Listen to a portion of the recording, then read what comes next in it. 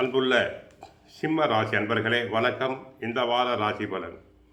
சிம்ம ராசினருக்கு ராசியில் கேது, 5ல் சூரியன், செவ்வாய், புதன், சுக்கிரன், 7ஆம் இடத்தில் ராகு, 8ல் சனி, லாபஸ்தானத்தில் குரு வக்கிரம். ராசியாதிபதி சூரியன் வரும் புதன்கிழமை முதல் 6ஆம் வீட்டில் சஞ்சரிக்க இருப்பதால் பல்வேறு விதமான வளமான பலன்களை பெறுவீர்கள். புதன் உங்கள் ராசிக்கு 5ல் சஞ்சரிப்பதால் நல்ல வாய்ப்புகள் தங்களுக்கு கிடைக்கும்.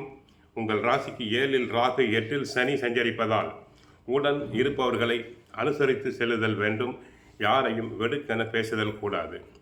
கணவன் மனைவி இடையே விட்டு கொடுத்து செல்வது உத்தமம். பண விஷயத்தில் சற்று சிக்கனம் தேவை. சக்திக்கு மீறிய செலவுகள் ஏற்படக்கூடிய நேரம் என்பதால் ஆடம்பரத்தை குறைத்துக் கொள்ள வேண்டும். எதையும் தாங்கள் திட்டமிட்டு செலவு செய்தல் வேண்டும். அனாவசிய செலவுகளை தவிர்க்க பார்க்க வேண்டும்.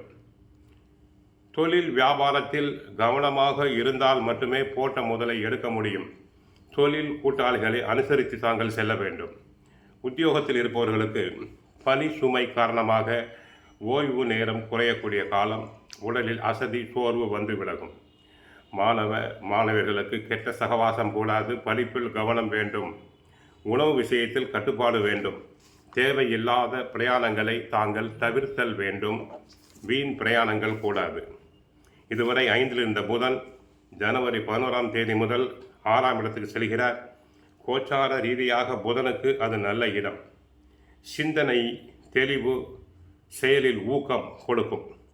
அனைத்திலும் வெற்றி பெற வைக்கும் அமைப்பு. லாபஸ்தானத்தில் குரு அமர்ந்து பூர்வ புண்ணியஸ்தானத்தை பார்ப்பதால் பூர்வ புண்ணியஸ்தானம் பலமடைகிறது.